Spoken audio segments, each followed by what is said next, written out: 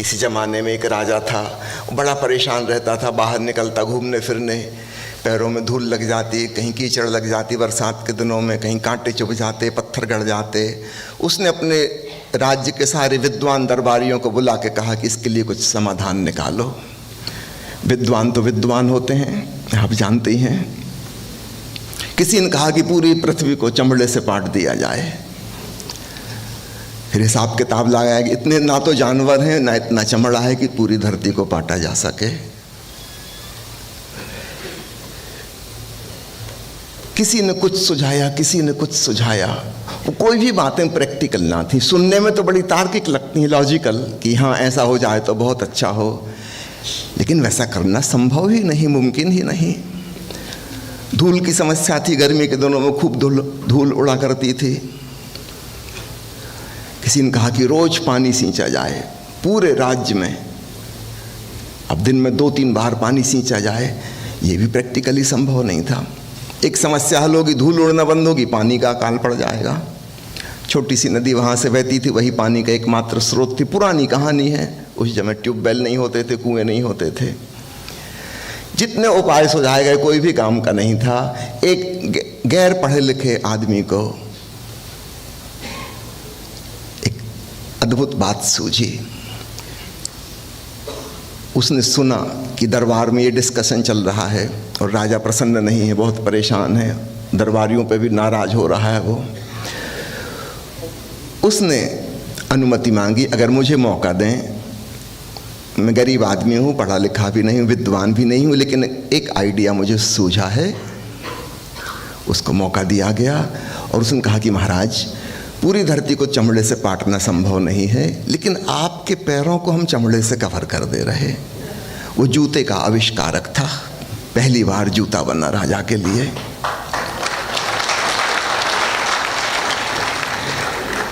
तो जैसी समझदारी हम करते हैं अपने पैरों को धूल से, कंकड़ से और कांटों से बचाने के लिए, कुछ ऐसा ही हमें बाहर की परिस्थितियों में समझना होगा। बहुत सी परिस्थितियां हैं जो तनाव पैदा कर रही हैं। कहाँ कहाँ हम क्या बचाव कर सकते हैं। हम सारी परिस्थितियों को नहीं बदल सकते, वो हमारे हाथ में नहीं है। हम एक छोटे से साधारण से इंसान हैं और परिस्थितियां बहुत बड़ी हैं, लेकिन अपने पैर की रक्षा तो हम कर ही सकते हैं। तो पहला, बचाओ। तनावपूर्ण वातावरण से यथासंभव बचिए। एक मानसिक जूता अपने आसपास पहनिए।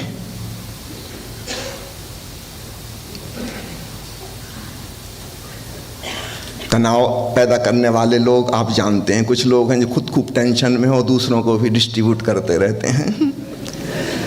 जैसे बीमारी के कीटाणु होते हैं ना, एक आदमी खांस रहा है, सर्दी हो गई है, वो 10-5 को आसपास कर देगा। इसी प्रकार क्रोधी लोग हैं, उनके आसपास आप उठो बैठो, आप भी क्रोध से भर जाते हो। वो नाराज होते हैं, आपके भीतर भी नाराजगी उत्पन्न हो जाती है। कीटाणु है, नाराजगी के कीटाणु। अभी तक माइक्रोस्कोप में पकड़ में नहीं आए हैं, लेकिन अब धीरे धीरे पकड़ में आ रहे हैं। आपने शायद सुना हो, एक नया इन्वेस्टिगेशन शुरू हुआ है, एक मैग्नेटिक रेजोनेंस इमेजिंग का एक नया फीचर डेवलप हुआ है, जिसको fMRI बोलते हैं, फंक्शनल MRI। उसमें ब्रेन की MRI चलती रहती है, वो चलता फिरता काम धाम करता आदमी उसकी। इसके पहले तक जो MR हो रही होती, वो मशीन में लिटा के आदमी के ब्रेन की जांच करते थे। फंक्शनल MRI में सामान्य क्रियाकलापों में लगे आदमी की भी MRI चलती है। और अद्भुत साइकोलॉजिकल इन्वेस्टिगेशन हो रहे हैं। शायद आप में से कुछ लोग परिचित हों। अभी पिछले 1.5 साल में बहुत चमत्कारी बात पता चली। जैसे कि आप मुझे सुन रहे हैं, अगर मैं कोई उत्तेजक बात, अशांति पैदा करने वाली बात, तनाव और क्रोध पैदा करने वाली बात आपको कहूं और आपके सबके ब्रेन के MRI लिए जा रहे हों, उनमें वही चेंज होगा जो मेरे दिमाग में हो रहा है। वह खराब कहानी कहते हुए मेरे ब्रेन में जो जो चेंजेस हो रहे थे, वही सुनने वालों के मन में हो जाएंगे। उसमें इसका ठीक उल्टा किया गया। कोई शांतिपूर्ण, प्रीतिपूर्ण, हंसी मजाक की बात कोई व्यक्ति सुना रहा है, कोई चुटकुला सुना रहा है, और तब चेक किया गया कि वह व्यक्ति भी प्रसन्न, उसके भीतर का जो लाफिंग सेंटर है ब्रेन का, वह एक्टिवेटेड है उस समय, वो कंप्यूटर पे आ जाता, कहाँ का रंग चेंज हो गया, वहाँ का ब्लड सर्कुलेशन बढ़ गया। और जो सुनने वाले थे, हंस रहे थे, उनके भीतर भी ठीक वही चेंज हो गया, ठीक उसी की प्रतिछवि। फिर इसमें प्रयोग किया गया कि समझो अंग्रेजी भाषा में चल रहा था सब, बीच में कुछ ऐसे लोगों को बिठा दिया गया जिनको अंग्रेजी नहीं आती, ये देखने के लिए कहीं कि हवा में जो वाइब्रेशंस, साउंड के वाइब्रेशंस, कहीं इसी का तो इफेक्ट नहीं है। और तब पता चला कि जिनको अंग्रेजी समझ में नहीं आ रही थी, जिनको वह चुटकुला समझ में नहीं आया, उनके दिमाग में वो परिवर्तन नहीं हुआ। ठीक यही बात जब एक खराब कहानी सुनाई गई थी, दुखद, तनाव पैदा करने वाली, जिसमें लोग उदास हो गए, तो जिनको अंग्रेजी समझ में नहीं आ रही थी, उनके दिमाग पे कोई परिणाम नहीं हुआ। फिर एक दूसरा प्रयोग किया गया, कहीं ऐसा तो नहीं कि स्पीकर का कोई प्रभाव है, ये जो कहानी सुनाने वाला है। तब एक अन्य व्यक्ति ने ट्रांसलेट करके वही कहानी उन लोगों को सुनाई उनकी भाषा में। उसमें ज़्यादातर लोग मैक्सिकन थे, उनकी भाषा में, स्पेनिश में जब उनको सुनाया गया, तब उनके दिमाग में भी वही परिवर्तन हुए जो कि पहले अन्य लोगों के दिमाग में हुए थे। हंसी मजाक की कहानी सुन के उनके दिमाग का दूसरा हिस्सा एक्टिवेट हुआ, और वह दुखद, उदासीपूर्ण, ट्रेजेडी वाली कहानी सुन के उनके दिमाग का दूसरा हिस्सा एक्टिवेट हुआ। तो अब यह बात सिर्फ साइकोलॉजिकल ही नहीं है, एक्चुअल एनाटॉमिकल और फिजियोलॉजिकल साबित हो गई। जब हम एक अच्छे माहौल में होते हैं, खुशनुमा माहौल में होते हैं, तो वहाँ खुशी की तरंगें व्याप्त होती हैं। And this is something physical. ये कोई मेटाफिजिकल और दार्शनिक फिलोसॉफिकल बात नहीं कर रहा हूँ, रियल फिजिकल। इसका उल्टा भी है, जहाँ क्रोधी लोग हैं, तनावपूर्ण लोग हैं, घृणा में जीने वाले लोग हैं, कुछ षड्यंत्र रच रहे हैं, राजनीति की गर्मा गर्म बहस कर रहे हैं, उनके बीच में आप होंगे, आपको पता भी नहीं चलेगा आप कब अफेक्टेड हो गए उनसे। सावधान। जैसे हम भोजन के बारे में सतर्क रहते हैं, समझो आप किसी ढाबा में खाना खाने गए और वहाँ बहुत मक्खियाँ भिन-भिना रही थीं, और जिस टेबल पे आप बैठे वहाँ नीचे से चूहे दौड़ रहे थे, और जब थाली लाई गई उसके साथ एक काकरोच भी, निश्चित रूप से आप वहाँ से उठ के खड़े हो जाएंगे, मुझे नहीं खाना, कहीं और जाऊँगा। दिस इज अनहाइजेनिक, इसको खा के तो फूड पॉइजनिंग हो जाएगी। जब हम साधारण से भोजन के बारे में इतने सतर्क हैं, तो जो हमारे मानसिक आहार हैं उनके बारे में भी थोड़ा सतर्क बनिए, सावधान बनिए। ये हर कुछ जहरीला सामान मत खाइए पीजिए। जब कोई आपसे व्यर्थ की पॉलिटिक्स की बातें करने लगे उत्तेजनापूर्ण, वहाँ से खिसक जाना, कहना भी माफ़ करना, मुझे इंटरेस्ट नहीं है, ये जहरीला खाना मुझे नहीं खाना।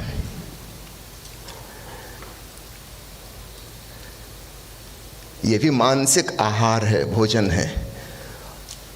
और हमारे भीतर बहुत से टेंशन एक्चुअल हमारे पर्सनल नहीं है, वो आस पास के लोगों ने अपना कचरा कूड़ा हमारे भीतर भर दिया है। और इसलिए भर दिया क्योंकि हम रजिस्टर नहीं कर रहे, हम रोक नहीं रहे, बल्कि हम इंटरेस्टेड हैं।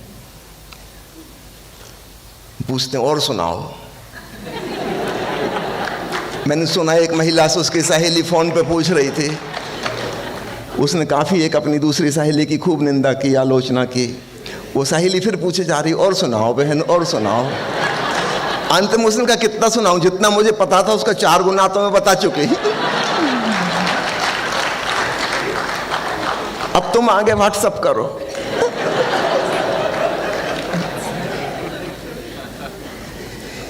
किस लिए, क्यों सुनना?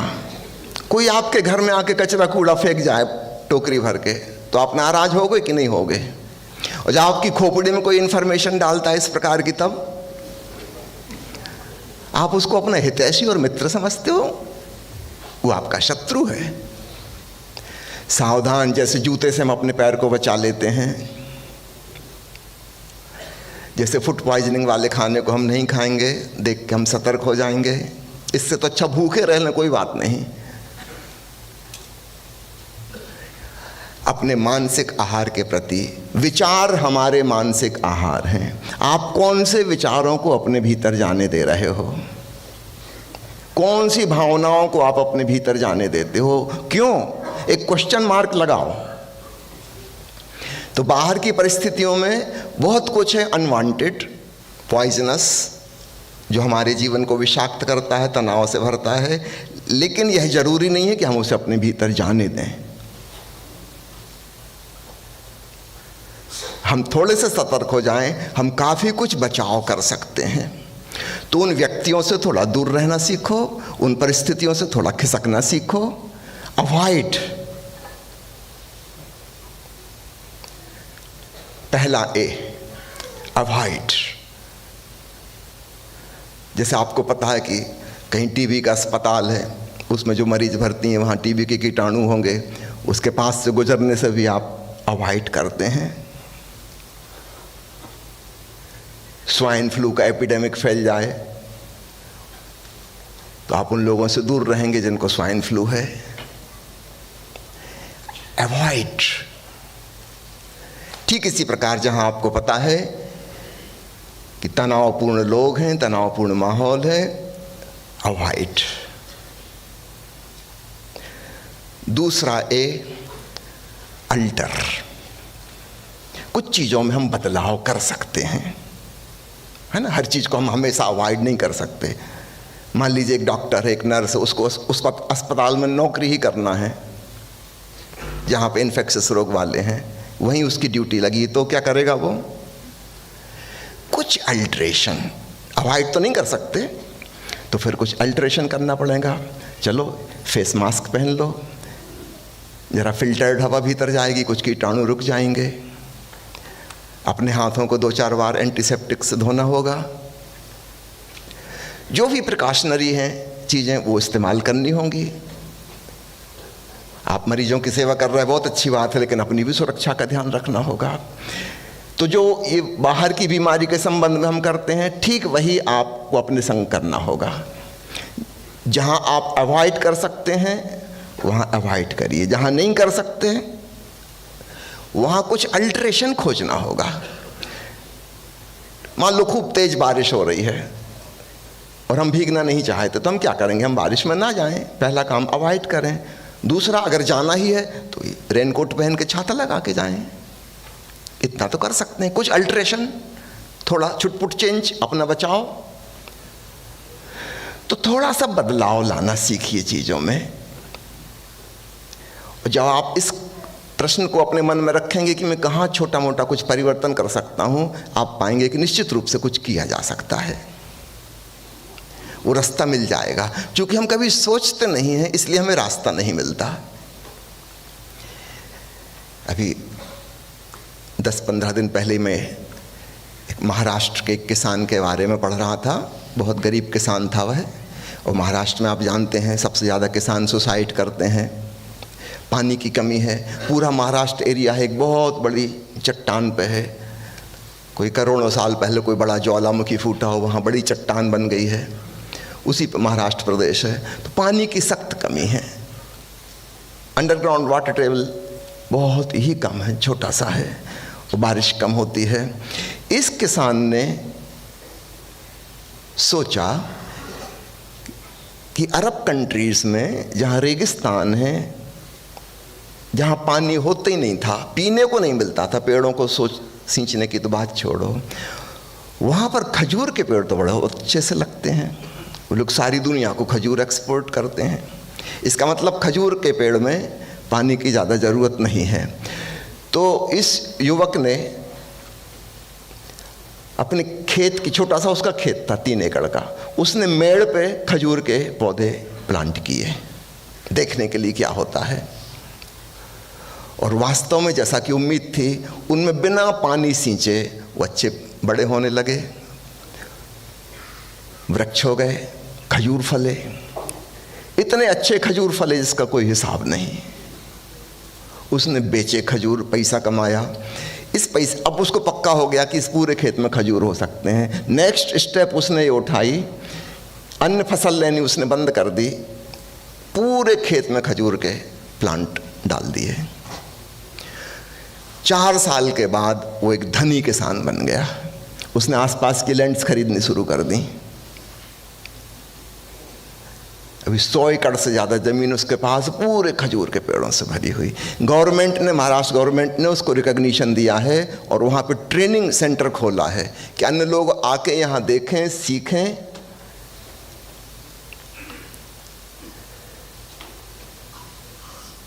अभी स्थिति यह है कि वो लोग खजूर डेट्स एक्सपोर्ट करते हैं, इस क्वालिटी के खजूर पैदा कर रहे हैं। परिस्थिति वही है, समस्या वही है जो अन्य के लिए तनाव का कारण बन रही थी। लेकिन अगर हम कुछ नए ढंग से सोच पाएं, कुछ अल्ट्रेशन, छोटा सा, जो परंपरा चली आ रही उससे हटके हम कुछ सोचें तो कुछ रास्ता निकल आता है। तो हमेशा कुछ नया रास्ता खोजने की सोचें। आप लोगों ने वैज्ञानिकों की जीवनी पढ़ी होंगी, उनमें और सामान्य मनुष्य में क्या अंतर होता है? बस अंतर इतना ही सा होता है कि जो परंपरागत सॉल्यूशन है किसी समस्या के, वो उससे हटके कुछ सोचते हैं, समथिंग डिफरेंट। बस उस सोच की वजह से वो इनोवेटिव हो पाते हैं, इन्वेंटिव हो पाते हैं और कुछ ऐसी चीज खोज लेते हैं जो आज तक किसी ने सोची ना थी।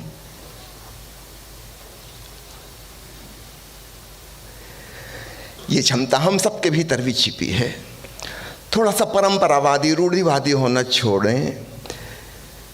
हमेशा कोई भी समस्या आने पर बजाय तनावग्रस्त होने के ये सोचें कि इस सिचुएशन में मैं क्या कर सकता हूं, what is the best I can do in the given situation. और मैं आपको विश्वास दिलाता हूं, कुछ एकदम ब्रांड न्यू सॉल्यूशन आपके भीतर से आएगा। थोड़ा सा इंतजार कीजिए और देखिए भीतर से क्या आता है। और आप भी हैरान होंगे कि वाह, ये समस्या अच्छी आई जीवन में, इसकी वजह से एक नया समाधान सूझा। जो लोग भी जिंदगी में प्रोग्रेस करते हैं, जो समाज, जो देश प्रोग्रेस करते हैं, उनका बेस यही होता है। समस्याएं तो उनके पास भी होती हैं, लेकिन उस समस्या से परेशान होने की बजाय उसमें से कुछ समाधान ढूंढने की कोशिश करते हैं। क्योंकि हमारे परेशान होने से कोई समस्या हल नहीं होती। हमारे परेशान होने से समस्या हल नहीं होती, हम भी उसमें और समस्याग्रस्त हो जाते हैं। कुछ नया सोचिए, कुछ नया कीजिए, थोड़े से प्रयोगधर्मी, एक्सपेरिमेंटल बनिए। एक छोटा सा प्रयोग, ज़्यादा से ज़्यादा क्या होगा, असफल ही होगा। मान लो इसके सामने वो खजूर के पौधे लगाए थे, क्या होगा? ये पौधे मर जाएंगे ना, और तो कुछ नहीं होने वाला। कि नए सोच विचार, हम 10 चीज़ें सोचेंगे, 10 में से निश्चित रूप से 2 या 4 तो सफलता लाएंगी, 4-6 में असफलता भी मिलेगी, कोई बात नहीं।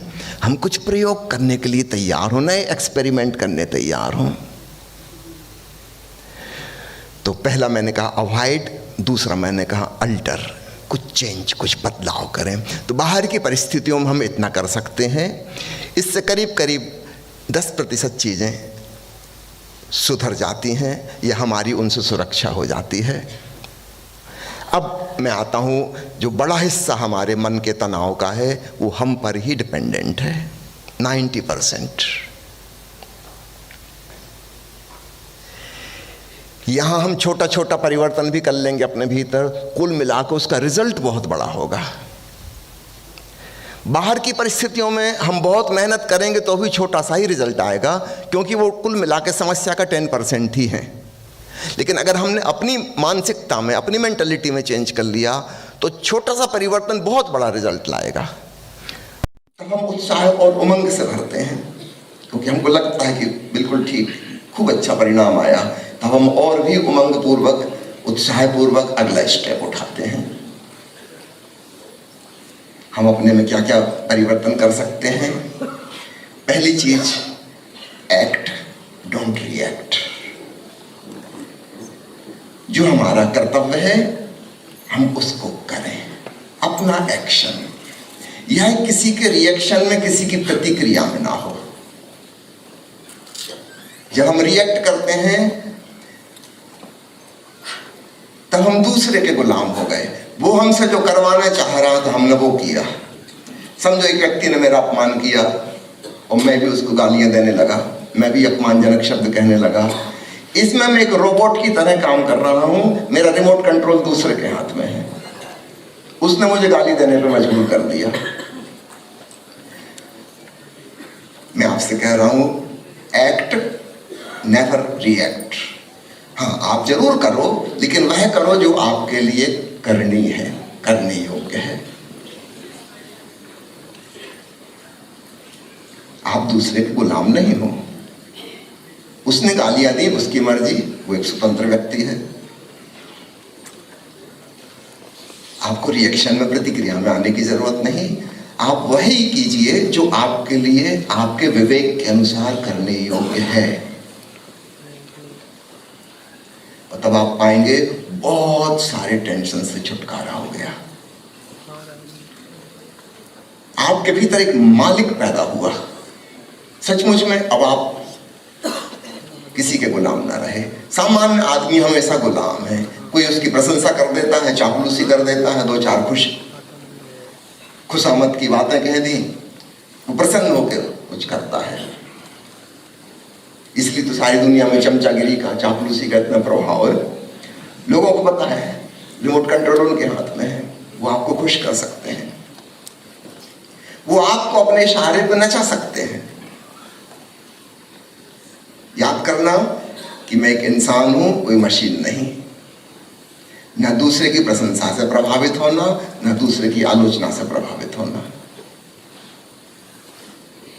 आपको वही करना चाहिए जो आपके लिए करने योग्य है। दूसरे से प्रभावित होना बंद करो, अपने विवेक से चलो। ये छोटी सी बात ख्याल में आ जाए, बहुत बड़ी समस्या हल हो जाएगी। भगवान बुद्ध के जीवन में उल्लेख आता है, वे गांव से गुजरते थे, कुछ लोग उनके बड़े विरोधी थे, उन्होंने आके बड़ी निंदा की, अपमानजनक शब्द कहे। बुद्ध चुपचाप सुनते रहे, शांत। जब उन लोगों का क्रोध कुछ ठंडा हुआ, तब बुद्ध ने उनसे पूछा कि मित्रों, क्या आपकी बातें पूरी हो गई, अब मैं जाऊं? कहने लगे, तुम्हारा दिमाग खराब है, बुद्धों की बुद्धू हो। हम बात नहीं कर रहे, गालियां दे रहे हैं। बुद्ध ने कहा, वो तुम जानो, तुम्हारा काम है। तुमने दी होंगी मगर मैंने ली नहीं। तुम देने के लिए स्वतंत्र हो, मैं लेने अथवा ना लेने के लिए स्वतंत्र हूं। बुद्ध ने कहा, अभी पीछे मैं जिस गांव से आ रहा हूं, वहां कुछ लोग मिठाई लेके आए थे भेंट देने के लिए, किंतु थोड़ी देर पहले मैं भोजन कर चुका था। मैंने उन लोगों से माफी मांगी, कहा कि क्षमा करिए, आपके प्रेम के लिए बड़ा धन्यवाद, आप मिठाइयाँ लेके आए, फिलहाल तो वापस ले जाइए क्योंकि मुझे जरूरत नहीं, मैं भोजन कर चुका हूं। बताओ उन लोगों ने मिठाइयों का क्या किया होगा? वो जो लोग उन पर क्रुद्ध हो रहे थे, उन्होंने कहा, कितना भी नहीं समझते क्या किया होगा, अरे जाके खुद खा ली होंगी, परिवार में पड़ोस में बांट दिया। वो पुराने जमाने में फ्रिज तो होते नहीं थे कि रख दो, आज की मिठाई आज ही खत्म करनी पड़ेगी, सबको बांट दी होगी, और क्या करेंगे? बुद्ध मुस्कुराने लगे। उन्होंने कहा कि जैसे मैंने वो मिठाई नहीं ली क्योंकि मुझे जरूरत नहीं थी, वैसे ही मैंने तुम्हारे अपमान और गालियां को भी नहीं लिया है। अब बताओ तुम इनका क्या करोगे?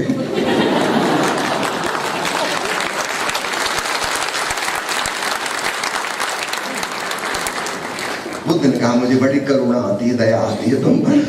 ये तुम्हारा जो खून खोल रहा है, आंखें लाल हो रही हैं, कुछ तो इसका होगा। मैंने ग्रहण नहीं किया, तो मुझे जरूरत नहीं।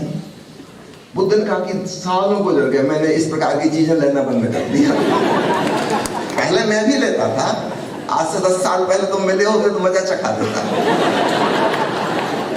अब मैं वाकई में मजे में हूं। अब तुमको जो कहना कहो, मैं अपना मजा नष्ट नहीं करता।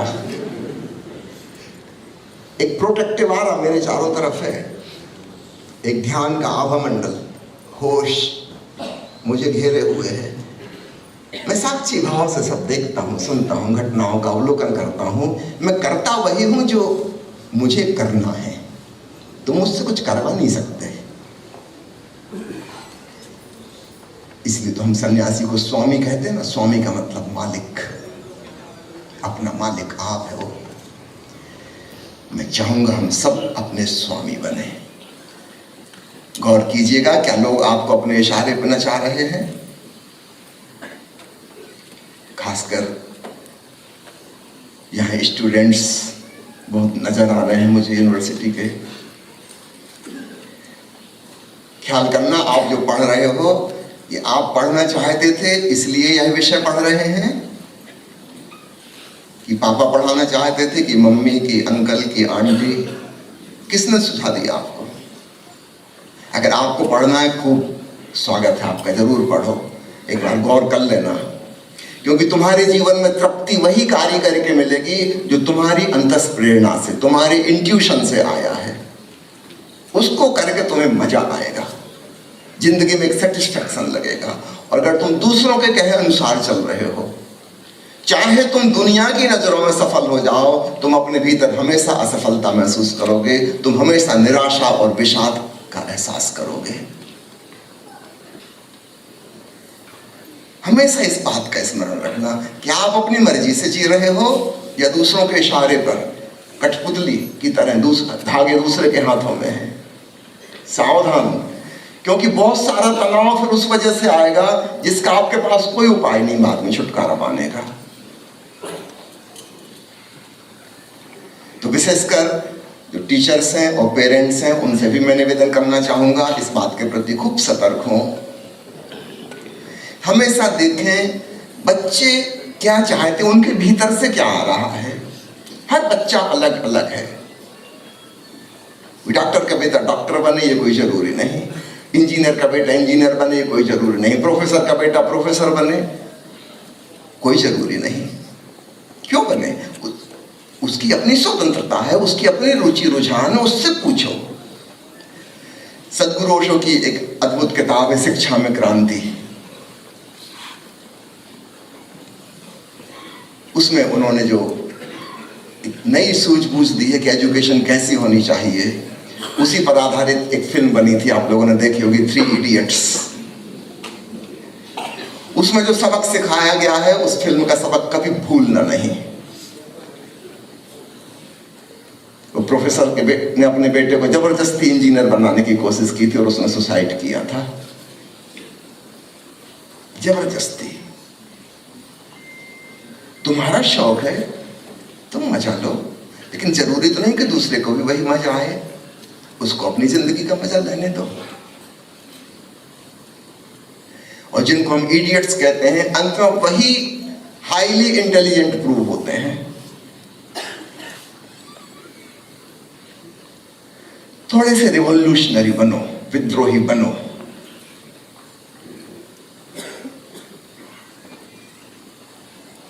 दूसरों की मान के मत चलना। जहां पे जरूरत पड़े ना कहने की, वहां ना कहना सीखो। लर्न टू से नो। मैं ये नहीं कह रहा हूं कि हर चीज में नो कहना, वो भी एक रिएक्शन होगा। रिएक्शन नहीं, एक्शन। जहां बिल्कुल जरूरी लगता है कि कहना ही पड़ेगा, वहां जरूर कहना नो। पूरी कोशिश करना यथासंभव यस कहने की, एक मध्य मार्ग निकालने की। लेकिन जहां बिल्कुल लगता है कंप्रोमाइज नहीं हो सकती इस मुद्दे पे, वहां स्पष्ट होना। हमारे बहुत से टेंशन हमारे अस्पष्ट होने की वजह से हैं। हम खुद क्लियर नहीं हैं। हमने अपने आसपास के लोगों को, अपने परिवारजनों को, अपने मित्रों को, अपने ऑफिस में अन्य लोगों को, हमने उनको भी क्लियर नहीं किया। तो अपनी बात कहनी तो होगी। तो पहले तो खुद के अंदर एक साफ सुथरापन, स्पष्टता हो, मैं क्या चाहता हूं। और जब आप अपनी बात विनम्रता पूर्वक, प्रेम पूर्वक, विथ रिस्पेक्ट अपने परिवार के लोगों को, अपने टीचर्स को, अपने पेरेंट्स को जब आप कहेंगे, रिपीटेडली कहेंगे, आज नहीं कल, कल नहीं परसों, उनकी समझ में आएगी बात। हो सकता है एकदम से आज तुरंत वो ना माने, कोई बात नहीं। 4 दिन बाद फिर प्रेम पूर्वक, सम्मान पूर्वक अपनी बात कहना कि मेरे भीतर से ऐसा आता है, मुझे ये ठीक लगता है। तो फर्स्ट बी क्लियर योरसेल्फ, और फिर अपने प्रियजनों को, उनको भी क्लियर करो। ये मान के मत चलो कि उन्हें अपने आप पता चल जाएगा। कैसे पता चल जाएगा? बताना होगा।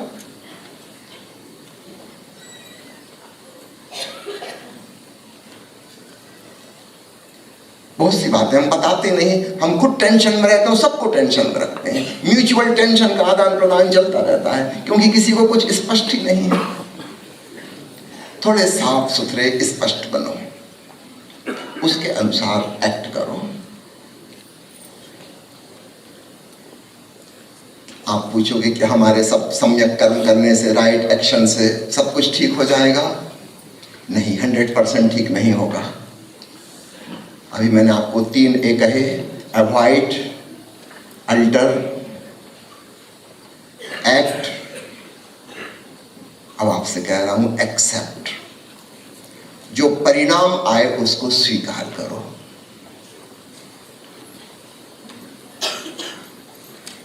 Right acceptance. जो कर्म हमें करने योग्य था हमने किया, पूरी निष्ठा के साथ किया, परिणाम की चिंता नहीं करो।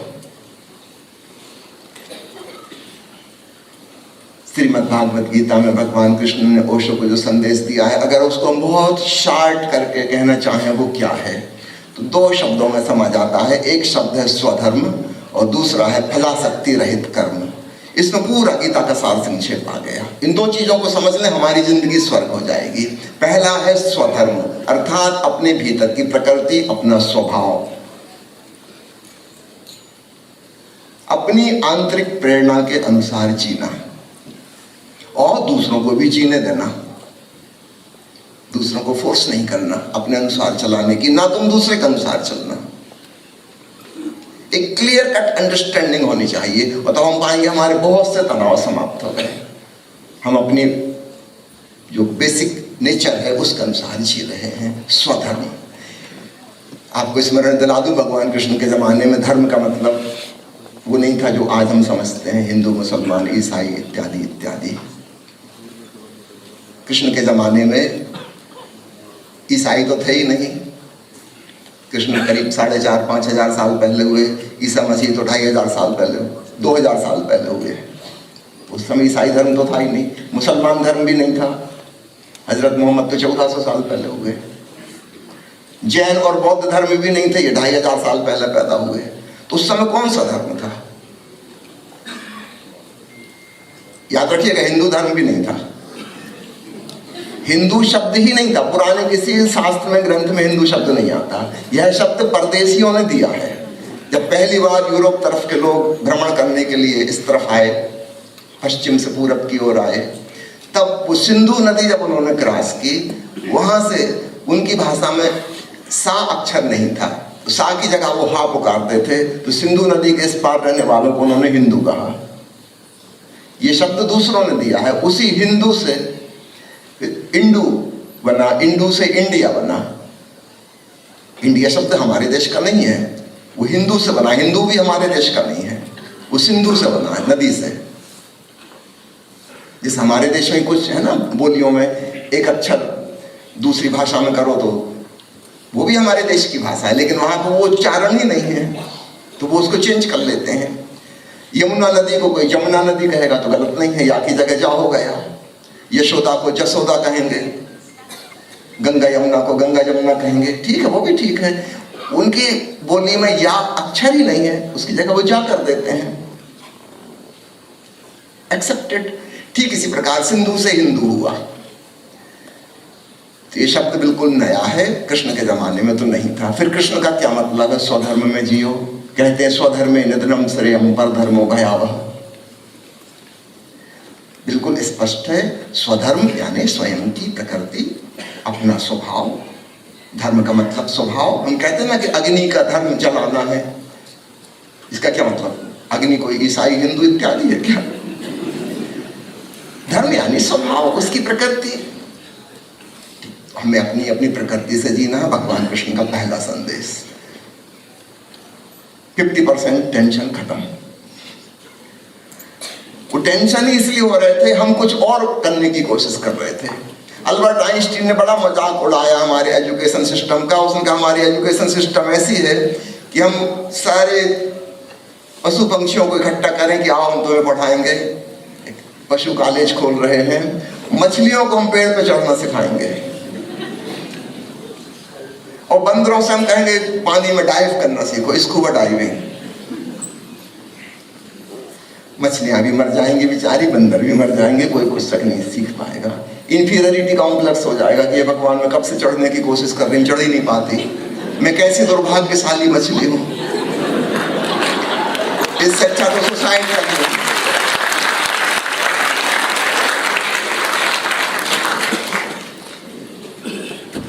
और कौवे से हम कहेंगे क्या हवा में मंडराते रहते हो, जाओ 10 मीटर नीचे कम से कम।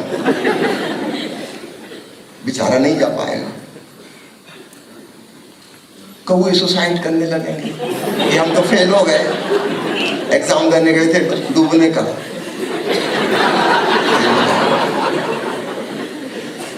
वो पानी में डूबने की कोशिश करेगा, बेचारा ठीक से उड़ भी नहीं पाएगा। अब तो ले लिया हमने उसके प्राण। आइंस्टीन ने ये जो व्यंग्य किया है बिल्कुल सही है, 100% सही है। ऐसे हम गुलाब के पौधे को कहेंगे क्या नालायक गुलाब का पौधा छोटा सा, शर्म नहीं आती, देख पीपल को कितना बड़ा। वो पीपल के पेड़ से हम कहें तुम फूल तो कुछ खिलते ही नहीं, ये जिंदगी भी कोई जिंदगी है, अरे जहर खा के मर जाओ। बिना फूल के कोई पेड़ होता है, सुगंध रहित, सौंदर्य रहित, ये बड़े बड़े पत्ते पत्ते लगे हैं बस। वो तो अच्छा है, न पीपल हमारी सुनते न गुलाब हमारी सुनते।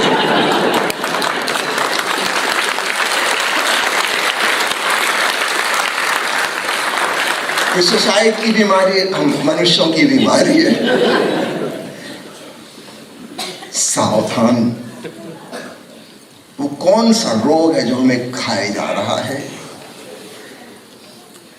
हमारे परिवार ने, हमारी शिक्षा प्रणाली ने हमें क्या सिखाया है। अब मैं एक मूल बिंदु पर आ रहा हूं, गौर से पकड़ना। अभी मैं जो बात कर रहा था पेरीफेरी की छोटी बातें हैं। असली कैंसर क्या है जो हमारे मन को खाए जा रहा है। फिजिकल बॉडी में जो कोई कैंसर होता है, जानते ना कैंसर की क्या खूबी होती है, उसमें सेल्स बढ़ती चली जाती हैं, बढ़ना उनका रुकता ही नहीं, उसको कैंसर कहते हैं। नॉर्मल बॉडी में समझो कि स्किन कट गई तो नई स्किन सेल्स बन जाएंगी, जुड़ जाएंगी। हड्डी टूट गई, फ्रैक्चर हो गया, 1.5-2 महीने में प्लास्टर में हड्डियों की नई सेल्स बनेंगी, बोन सेल्स, उसको फिर जोड़ देंगी, फ्रैक्चर जुड़ जाएगा। जब ये सेल्स की ग्रोथ बंद नहीं होती, होती चली जाती है, आउट ऑफ कंट्रोल, उसको हम बोलते हैं कैंसर। कैंसर की बस इतनी सी परिभाषा है। मन में कौन सा हमारे कैंसर है जो हमें खाए जा रहा है।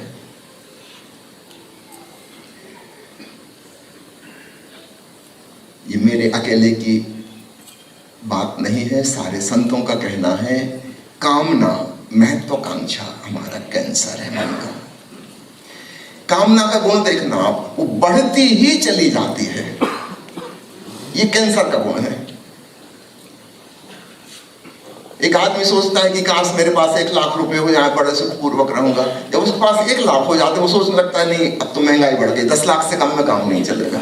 फिर वो बेचारा बहुत मेहनत, बहुत टेंशन लेता है, 10 लाख इकट्ठे कर पाता है कुछ सालों में, तब तक उसकी निगाह 1 करोड़ पर पहुंच जाती है। करोड़पति हुए बगैर क्या खास जिंदगी। जब करोड़पति हो जाएगा फिर वो 10 करोड़ की सोचने लगेगा। उसका हिसाब वही, जितना उसके पास है उससे 10 गुनी दूर उसकी नजर जाती है। जब 10 करोड़ हो जाएंगे वो 1 अरब की सोचने लगेगा। इसका मतलब वो पूरी जिंदगी तनावग्रस्त रहेगा, परेशान होता रहेगा, काम करता रहेगा, कभी सुख चैन से न जी सकेगा। इसलिए मैं कह रहा हूं कामना, वासना, महत्वाकांक्षा, एम्बिशन कैंसर है। अभी मैंने आपको 4A कहे, अवॉइड, एल्टर, एक्ट और एक्सेप्ट। अब मैं आपसे कह रहा हूं जिस चीज से बचना है वह एम्बिशन, महत्वाकांक्षा। और इसकी शुरुआत होती तुलना से, कंपैरिजन से। मैंने सुना है मुल्ला रसूल ने अपने बेटे फजलू को डांट रहा था कि एक नालायक तो इतने कम नंबर मिले।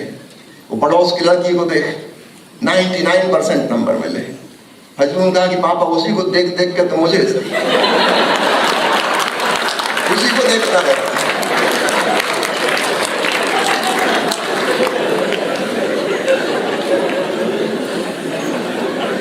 हम क्यों दूसरे से तुलना कर रहे हैं? दूसरा है, आप हो। प्रत्येक व्यक्ति अद्वितीय है। Everybody is unique. इस बात को समझें। अपना सेल्फ रिस्पेक्ट, आत्मसम्मान मत खोएं। दूसरे से तुलना क्यों कर रहे हैं किसी की भी? हम सब अलग अलग प्रकार के लोग हैं। हमारी इनबॉर्न टैलेंट्स अलग अलग हैं।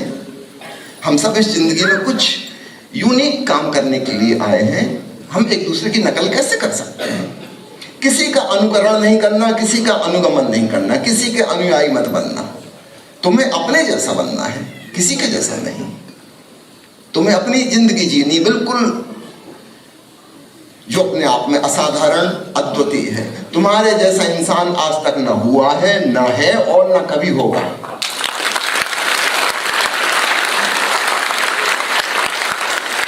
स्वयं के प्रति बहुत प्रेम और सम्मान से भरो।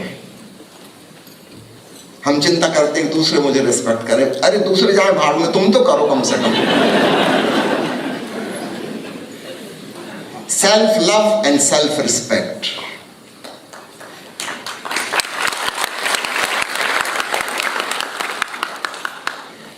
तो स्वधर्म यहां से शुरुआत होगा। दूसरों से तुलना बिल्कुल छोड़ दें।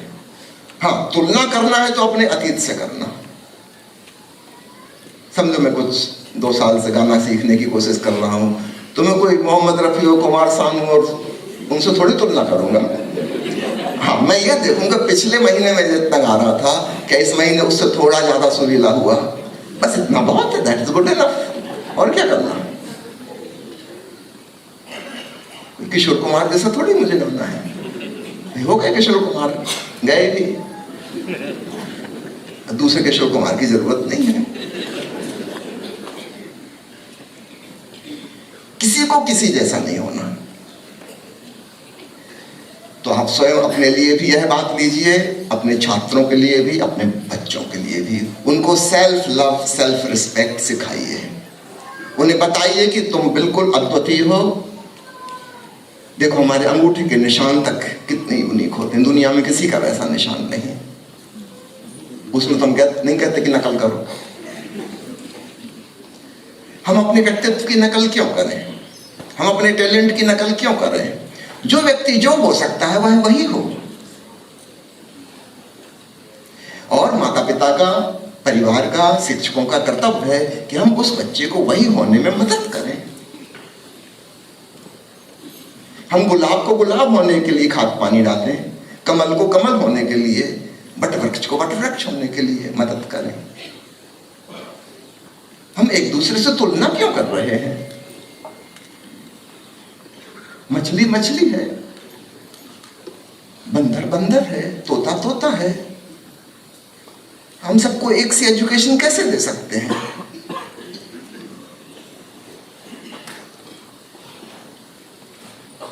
हाँ, तोता को एजुकेशन दो अच्छा तोता होने की,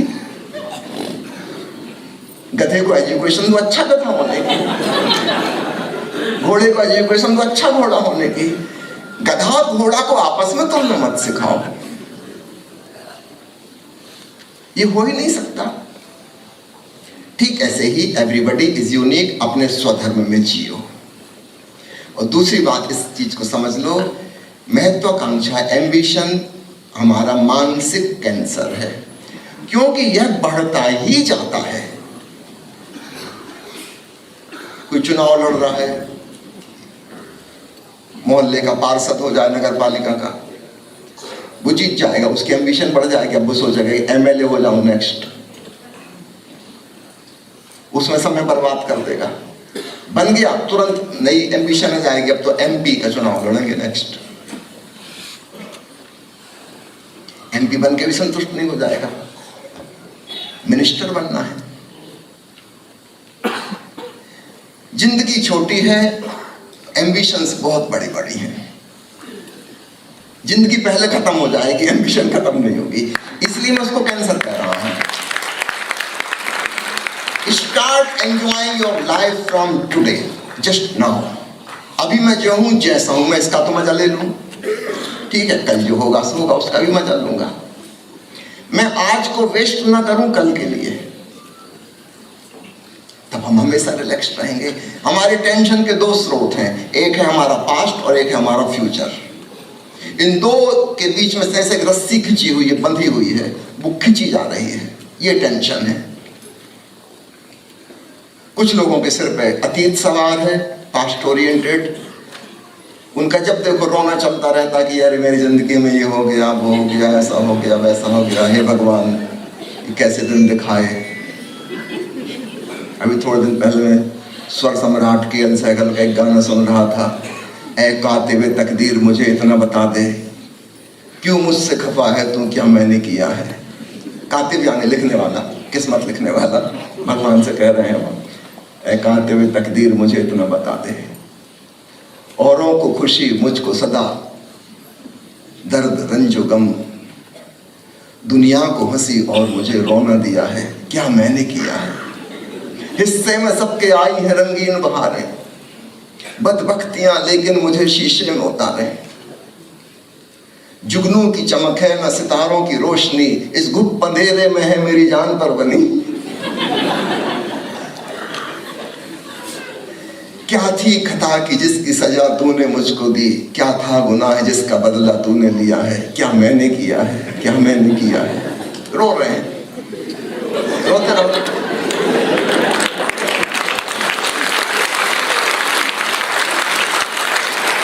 कहीं कोई कातिब तकदीर नहीं बैठा किस्मत लिखने वाला। हम अपनी किस्मत के नियंता हम स्वयं हैं। अगर हम तय कर लें कि मुझे आज से खुश रहना है, कोई माई का बाप मुझे नहीं रोक सकता। लोग कहते हैं ईश्वर सर्वशक्तिमान है, मैं नहीं मानता, वो भी नहीं रोक सकता।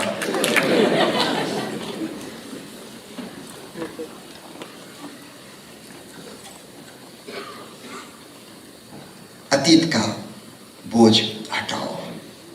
फिर दूसरा खिंचाव टेंशन पैदा करने वाला है हमारा भविष्य, इसको मैंने कहा महत्वाकांक्षा, एम्बिशन। जितना दूर हमारा टारगेट हम उतने ही तनाव में हैं। और मजे की बात है हम इसको और बढ़ाते चले जाते हैं। हमको ये समझ में नहीं आ रहा कि कैंसर है, हम इसी को सपोर्ट कर रहे हैं। कई लोग आगे मुझसे कहते हैं बड़े उसमें शान से कि I am a young ambitious man. तो ऐसे ही वो कोई आगे मुझे कहे ब्लड कैंसर भी और एड्स भी है।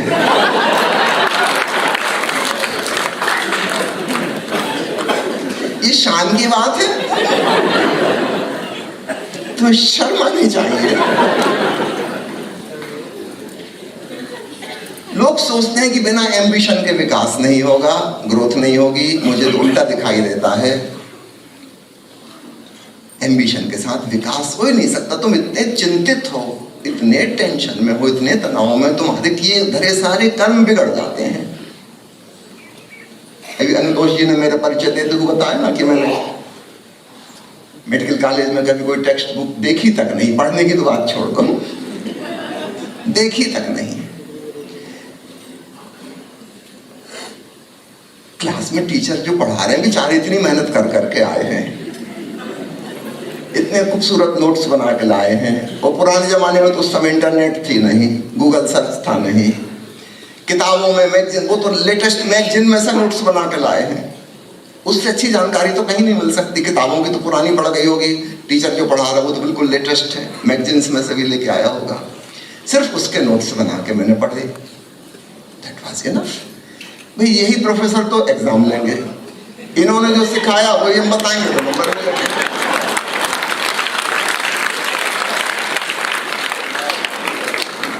So simple.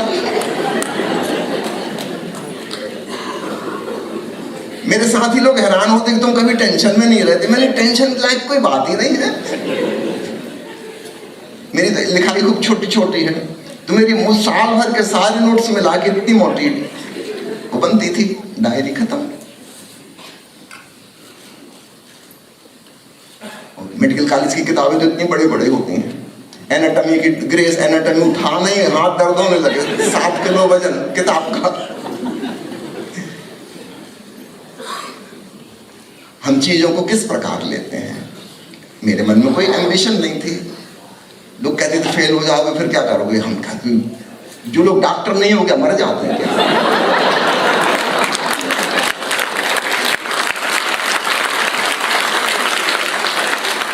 नहीं बने डॉक्टर तो नहीं बने, कुछ और बनेंगे। ऐसी कौन सी बात है भाई, कोई ठेका लिया हमने डॉक्टर बनने का। ये कौन टेंशन क्रिएट कर रहा है। हम खुद। हमने भविष्य का एक टारगेट बना लिया और वो हमको खींच रहा है, उससे तनाव पैदा हो रहा है। तो रिलैक्स हो जाएं। याद रखिएगा, ऐसा नहीं सोचिएगा कि अगर मन में कामना नहीं होगी, महत्वाकांक्षा नहीं होगी तो सफलता नहीं मिलेगी। मैं आपको बिल्कुल उल्टी बात बताऊं, जितना रिलैक्स होकर आप कुछ करेंगे उतना ही ज्यादा सफलता मिलेगी।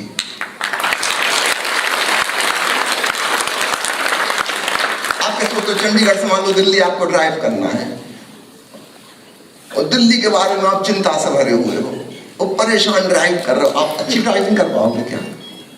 नहीं। एक बार आपने दिल्ली की सड़क पे कार डाल दी, अब दिल्ली को भूल जाओ। अभी वर्तमान में जो है सामने, इसका ख्याल रखो, एंजॉय दिस मोमेंट। दिल्ली तो पहुंच ही जाओगे, तो सड़क जा ही रही है।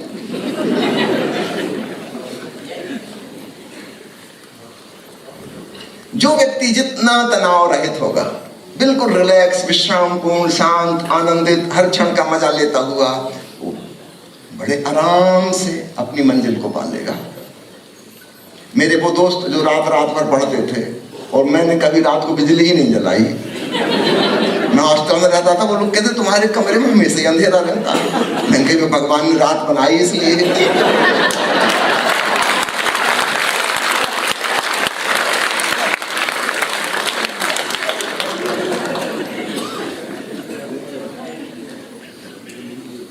मैंने यूनिवर्सिटी टॉप किया।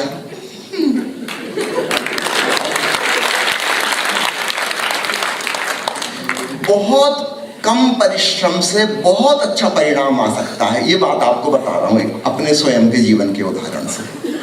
और जो लोग जितना ज्यादा चिंतित होंगे, है ना, मैं अपने उन दोस्तों को भी जानता हूं जो जिनको बोलते हैं ना एकदम हाई टेंशन वाले, हाई वोल्टेज करंट, उनको कभी अच्छे नंबर नहीं आते थे और बेचारे इतनी मेहनत करते, रात रात भर आंखें फोड़ रहे हैं। अब जब तो रात भर तुम पढ़ते रहे तो सुबह एग्जाम में नींद आएगी और क्या होगा, उबासियां आ रही होंगी, थके मांदे चकनाचूर, नींद का झोंका आ रहा है, अच्छा पेपर तो नहीं जा सकता। रिलैक्स होना सीखो, है ना, तनाव मुक्त सफल जीवन। तो भगवान कृष्ण का सूत्र आपसे कह रहा हूं, फलासक्ति रहित कर्म। एक बात हुई स्वधर्म, दूसरा है फलासक्ति रहित कर्म। फल का आग्रह ना हो, जिद्द ना हो कि ऐसा ही हो, क्योंकि फल हमारे हाथ में नहीं है। It depends on multiple factors. उन सब का मिला जुला के जो सम टोटल इफेक्ट होगा वो आएगा। इसमें हमारा कर्म हम जो कर सकते हैं आनंद पूर्वक करें, खुशी खुशी करें, फल की चिंता ना करें। और हमेशा याद रखिए, जब आप इस प्रकार से अपनी जिंदगी जीते हैं, फल खूब अच्छा आता है।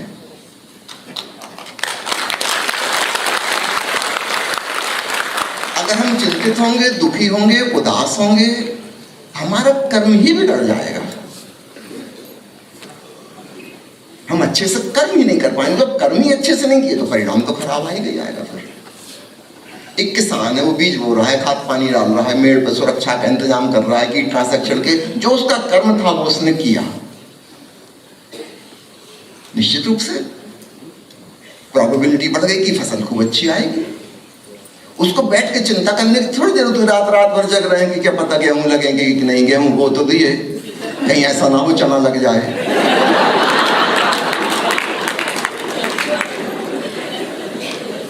ये ऐसा नहीं होता कि हम बोएंगे गेहूं ही लगेंगे। हमको चिंता करने की जरूरत नहीं है। तो हम अपना कर्म कर लें स्वधर्म के अनुसार, फल की चिंता करने की कोई जरूरत नहीं। आप भूल जाओ गीता के 18 अध्यायों को, सिर्फ दो ही बात याद रखना, स्वधर्म से कर्म करना और फलासक्ति रहित होकर करना, और आप पाओगे तनाव मुक्त जीवन का सूत्र आपको मिल जाएगा।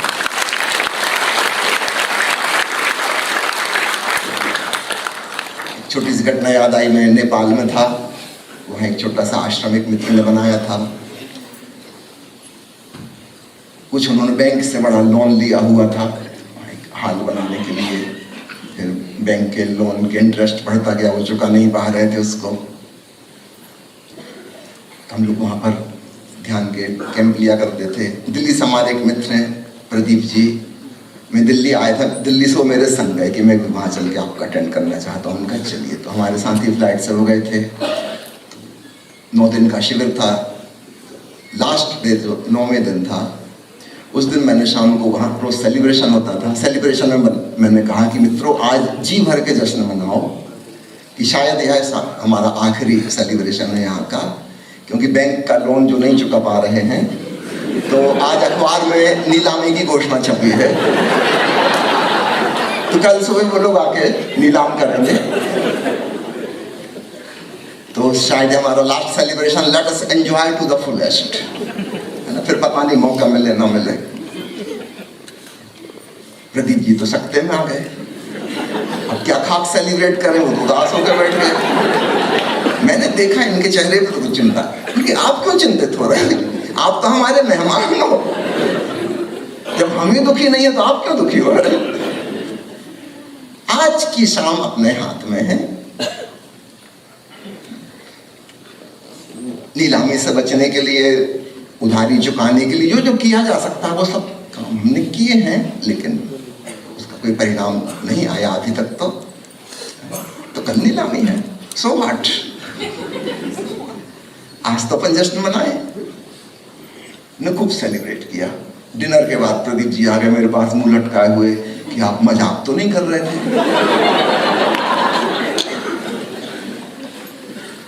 क्योंकि आपके चेहरे से तो लग नहीं रहा। मैंने कहा चेहरे से तो आपके लग रहा है।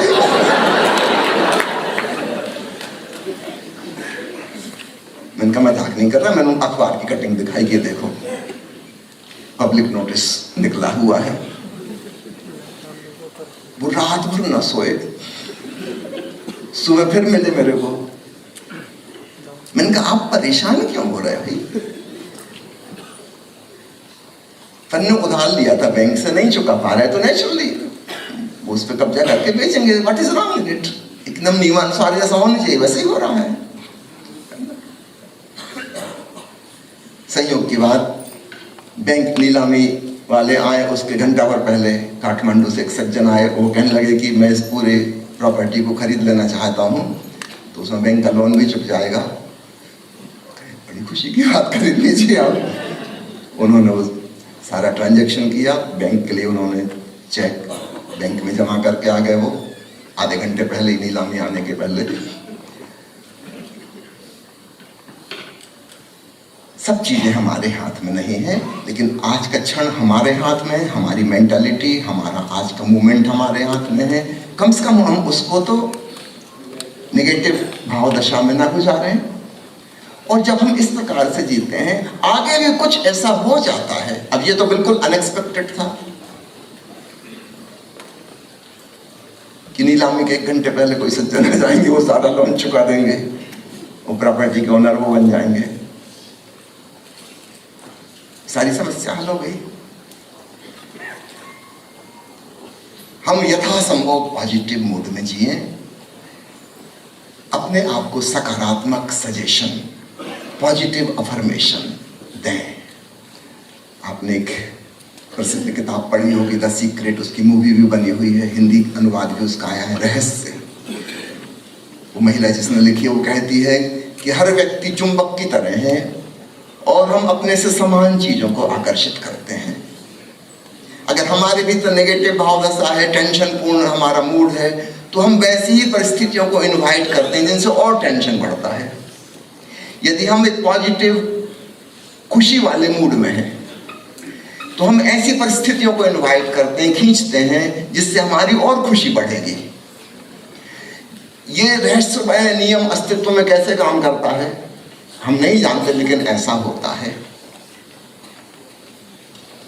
चुंबक लोहे को क्यों खींचता है? क्योंकि चुंबक स्वयं लोहे से बना है।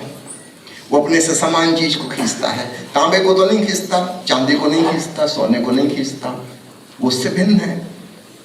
ठीक ऐसे ही हम अपने ही जैसी चीज को अपनी तरफ आकर्षित कर लेते हैं, जाने अनजाने। और हम उन चीजों के प्रति आकर्षित होते हैं जो जैसी हमारी भावदशा है, मूड है। अगर आप एक पॉजिटिव फीलिंग में जीते हैं, शांत प्रसन्न, आपके पास शांत और प्रसन्न लोगों का जमघट शुरू हो जाएगा और परिस्थितियां भी वैसी चेंज होने लगेंगी। आपने नहीं की चेंज, अपने आप होने लगेंगी नियमानुसार। चुंबक के पास एक लोहा आता है, क्या वह स्वयं भी चुंबक नहीं बन सकता? मैग्नेटिक इंडक्शन हो जाता है। चुंबक कुछ करता थोड़ी है, वो बस है। ठीक ऐसे ही जहां नेगेटिव मूड है वहां आसपास नेगेटिविटी फैलती है। और मैंने आपको जो उदाहरण दिया latest scientific evidence functional MRI का, ब्रेन टू ब्रेन वो भावदशा फैल रही है। सावधान, नेगेटिव तरंगें ना तो फैलाइए और ना दूसरों की लीजिए। हो सके तो कुछ पॉजिटिव तरंगें फैलाइए और पॉजिटिव माहौल में जीने का प्रयास कीजिए। और इस सब के बाद अब अंत में कहता हूं लास्ट ए, वो है एक्सेप्टेंस। इस सब के बावजूद जो हो उसे खुशी खुशी स्वीकार कीजिए। तो संक्षेप में दोहरा दूं, अवॉइड, मानसिक जहरों से सावधान। फूड पॉइजनिंग से बचते हैं तो मेंटल पॉइजनिंग से भी बचिए, ठीक है। दूसरा मैंने कहा अल्टर, कुछ चीजें हैं जिनसे हम बच नहीं सकते तो फिर हम अपना बचाव का उपाय करें। जैसे डॉक्टरी उदाहरण से दूं, हम चिकित्सा में क्या करते हैं, यथासंभव वैक्सीनेशन, रक्षा वाले टीके लगाते हैं ताकि वो बीमारी हो ही ना। दी बेस्ट अगर हम वो कर सकें बचाव, वैक्सीनेशन। दूसरा है कि अगर हो गई बीमारी तो अब एंटीबायोटिक या जो भी ट्रीटमेंट उसके लिए जरूरी है वो करें। अल्ट्रेशन हो जाता है तो कुछ परिस्थितियों में हम छोटा मोटा परिवर्तन करके, और इसमें हमेशा याद रखना आज तक जो होता आया है उससे थोड़ा हट के सोचना और कोई सलूशन निकल आता है। आप ट्रेडिशनल वे में सोचते जाओगे तो नहीं निकलेगा। ये खजूर उगाने वाले किसान की याद रखना। और मैंने क्यों किताब नहीं पढ़ी वो भी आपको बता दूं। मैं हाई स्कूल तक जहाँ पढ़ा वो छोटा सा गांव था, सरकारी स्कूल में मेरी पढ़ाई हुई। और उस जमाने में अंग्रेजी विरोधी आंदोलन चला करता था। जो लोग बुजुर्ग लोग बैठे शायद आपको याद होगा उस समय की। तो स्कूलों में अंग्रेजी का विरोध था, टीचर्स ने पढ़ाना बंद कर दिया था, बच्चों ने पढ़ना बंद कर दिया था। गवर्नमेंट की तरफ से वो अंग्रेजी विषय हो गया था ऑप्शनल, जिसको पढ़ना हो पढ़े, नहीं पढ़ना हो ना पढ़े, और टोटल में उसके नंबर भी नहीं जुड़ेंगे। तो कोई क्यों पढ़ेगा, क्योंकि पढ़ाएगा भी कोई क्यों। फिर पता चला कि मेडिकल कॉलेज की पढ़ाई तो अंग्रेजी में होती है। उतनी अंग्रेजी आती ही नहीं थी, बस इतनी आती थी कि टीचर जो कह रहे हैं वो समझ सके और नोट कर सकें। एक उपाय निकाला, in the given situation what the best I can do. इस परिस्थिति में जहां मैं अंग्रेजी भाषी नहीं हूं, मैं किताब की वो लिटरेचर वाली कठिन, और मेडिकल कॉलेज की तो लैंग्वेज ही ग्रीक और लैटिन से बनी होती, वो अंग्रेजी भी नहीं होती। अधिकांश टर्मिनोलॉजी ग्रीक भाषा की और लैटिन भाषा की होती, जो कभी शब्द ही नहीं सुने। तो वो तो अपने वश के बाहर था। लेकिन इस स्थिति में अब क्या किया जा सकता है, इसको मैं कहता हूं अल्टर। उस गिवन सिचुएशन में हम क्या सर्वोत्तम कर सकते हैं, कुछ उपाय ढूंढें और वो उपाय मिल जाता है। वहां पर सिर पीटने से कुछ नहीं होगा। महाराष्ट्र के किसान सुसाइड करते रहेंगे तो नहीं, पानी नहीं गिरेगा, पानी की कमी रहेगी। लेकिन कुछ अल्टर, कुछ बदलाव और उपाय निकल आता है। तो अवॉइड, अल्टर, फिर मैंने कहा एक्ट, डोंट रिएक्ट। प्रतिक्रिया नहीं, प्रतिशोध नहीं, जो करने योग्य है अपना कर्म करना। फिर कर्म कैसे करना? स्वधर्म के अनुसार, अपनी अंतस प्रकृति के मुताबिक चलना। तुम कठपुतली नहीं हो, दूसरों के इशारे पे नहीं नाचो और ना दूसरों को अपने इशारे पे नचाने की कोशिश करो।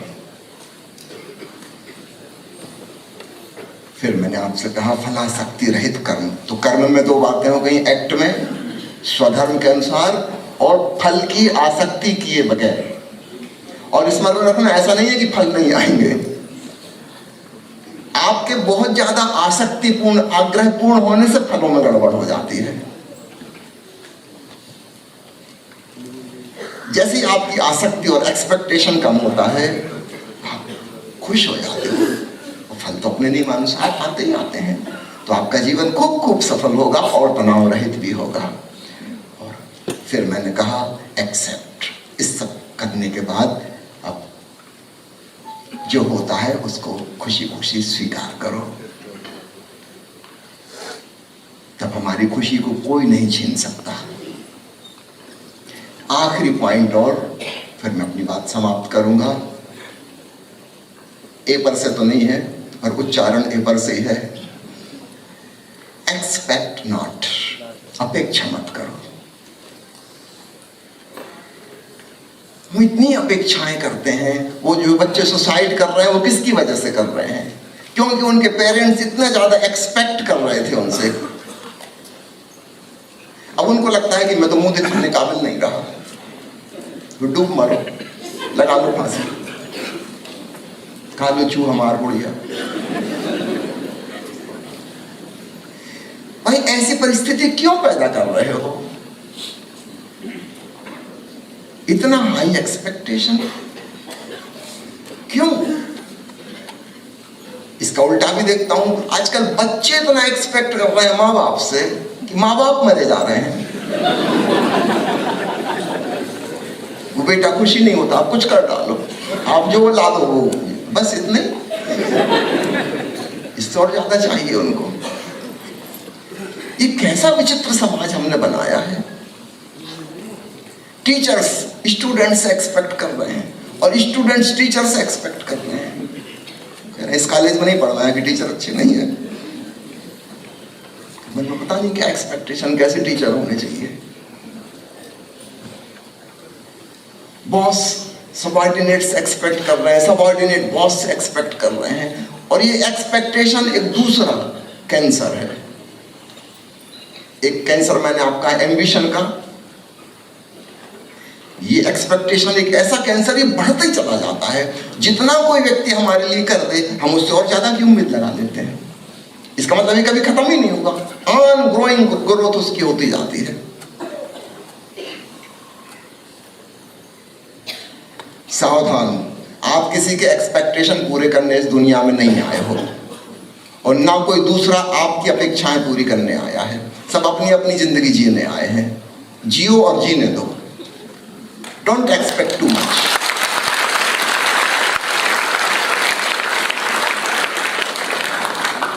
और ये जो स्टूडेंट आत्महत्या कर रहे हैं, इसको मैं आत्महत्या नहीं कहता, यह सरासर हत्या है। It is a murder.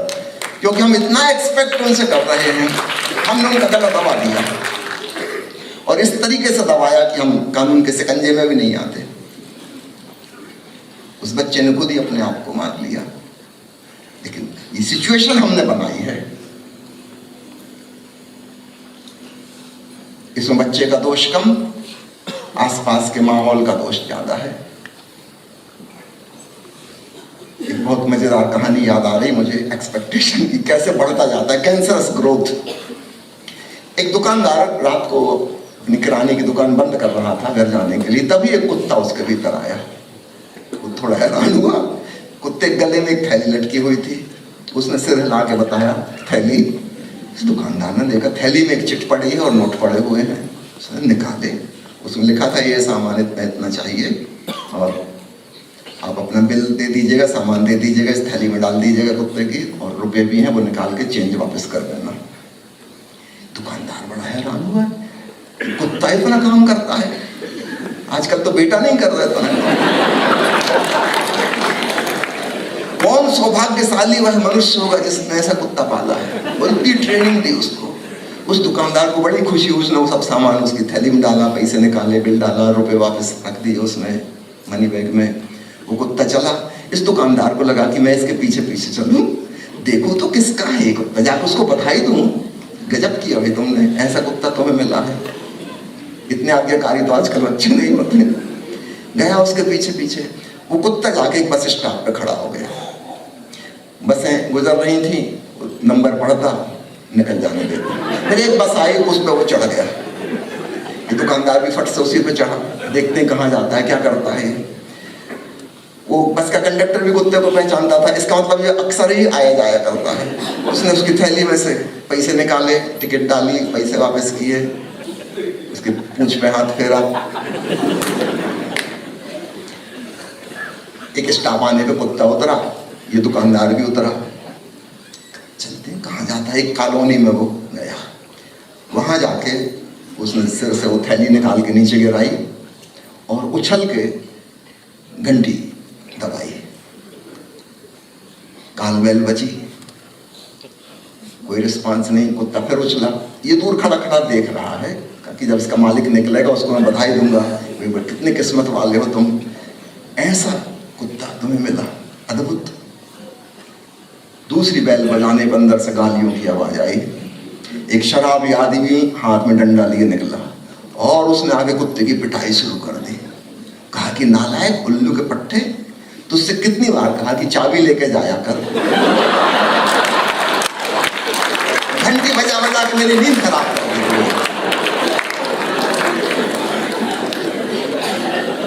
अब क्या खाक बधाई दोगे उन्हें।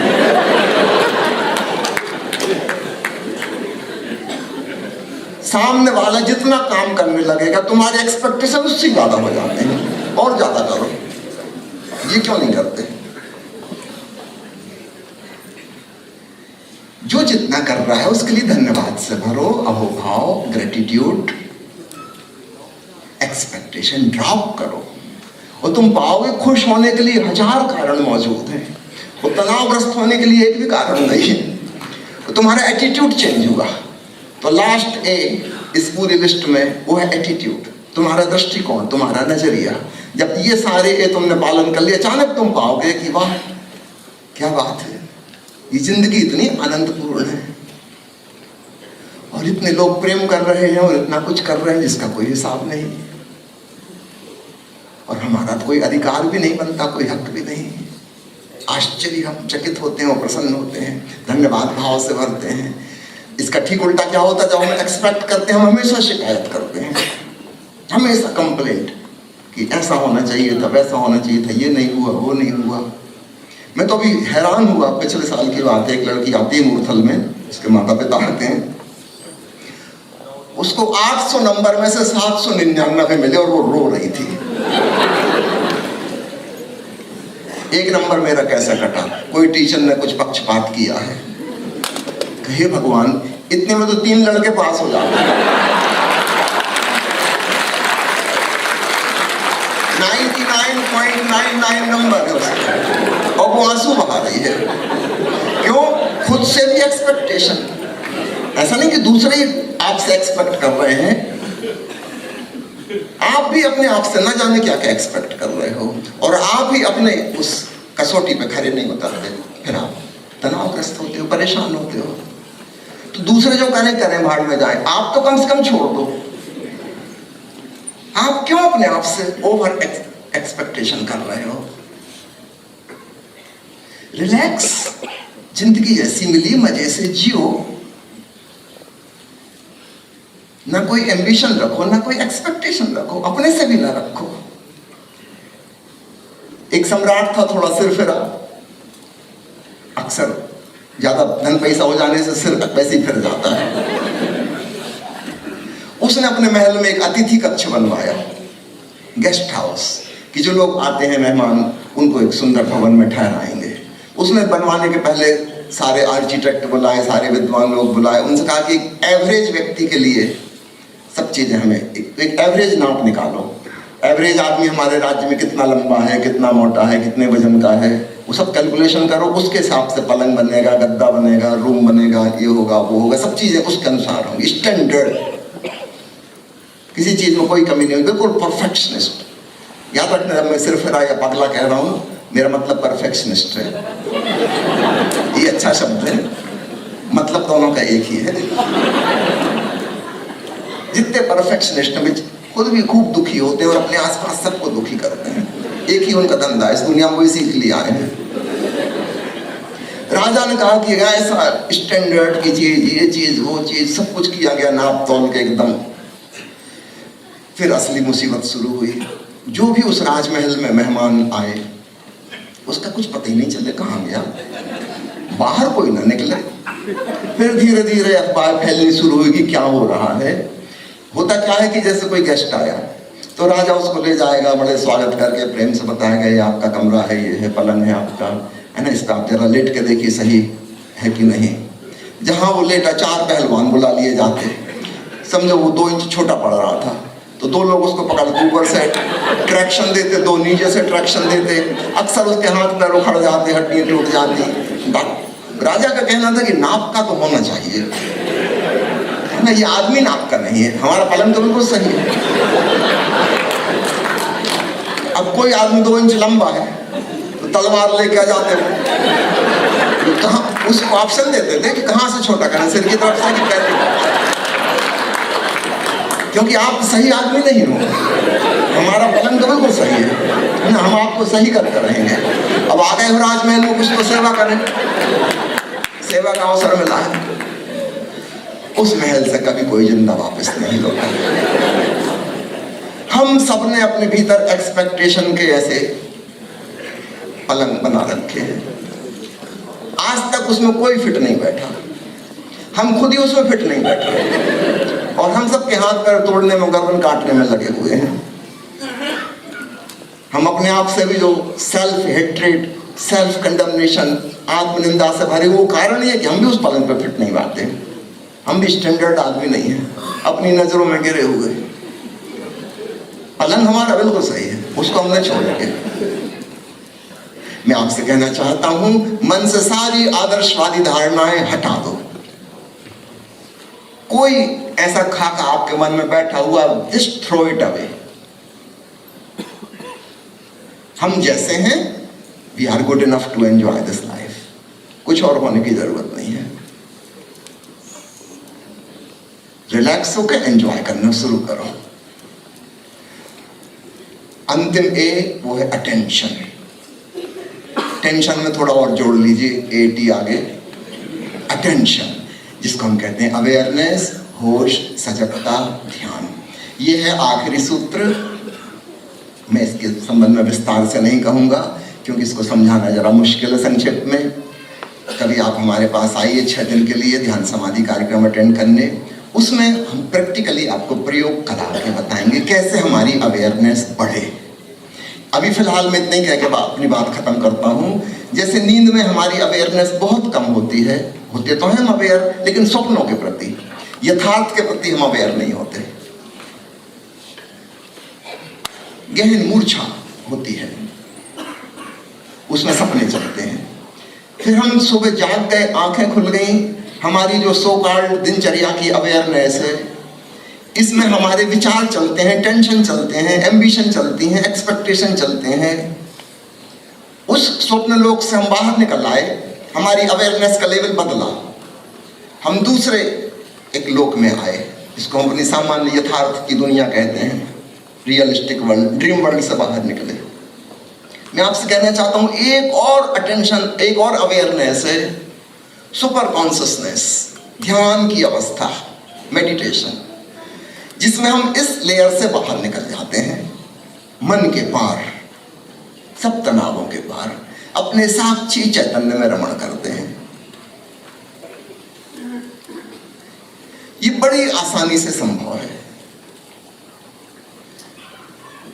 हमको दो अगर समझ में आ रही है कि नींद में हमको ज्यादा मूर्छा होती है, होश कम रहता है, और होश केवल सपनों के प्रति होता है। ठीक ऐसे हमारी दिनचर्या के होश में हमारा होश तनावों के प्रति, दुख के प्रति, दुर्घटनाओं के प्रति, इन चीजों के प्रति लगा रहता है। विचारों की भीड़ हमारे मन में टेंशन पैदा करती रहती है। जैसे कोई सपने में हमसे पूछे कि बड़ा नाइटमेयर चल रहा है, दुखद स्वप्न, क्या करूं? हम क्या करेंगे? उसको झापड़ मार के जगाएंगे, थोड़ा ठंडा पानी छिड़क देंगे, उठा के कहेंगे चाय पी लो। नींद से बाहर लाना पड़ेगा ना। उसके सपने को तो हम नहीं बदल सकते, हमको तो पता भी नहीं क्या चल रहा है। हो सकता है वो जंगल में भटक गया और शेर उसके पीछे दौड़ रहा है, हमको तो पता भी नहीं उसके सपने का। और हम शेर को कैसे बदलेंगे? हम उसको जगा सकते हैं। ठीक ऐसे ही हमारी जो टेंशन वाला जो मन है, दिन में हमें जो महसूस होता है, इससे भी हम जाग सकते हैं। एक और जागरण है, गहन जागरण, जहां अचानक ये सब यहीं छूट जाएगा। जो शेर चीता हमारे पीछे पड़े हुए थे, जब हम ध्यान पूर्ण होश में पहुंचते हैं, अचानक पता चलता है कि वो भी एक स्वप्न लोक ही था जिसमें हम फालतू परेशान हो रहे थे। ना कोई शेर था, ना कोई चीता था। ये जगत मायावत नजर आता है।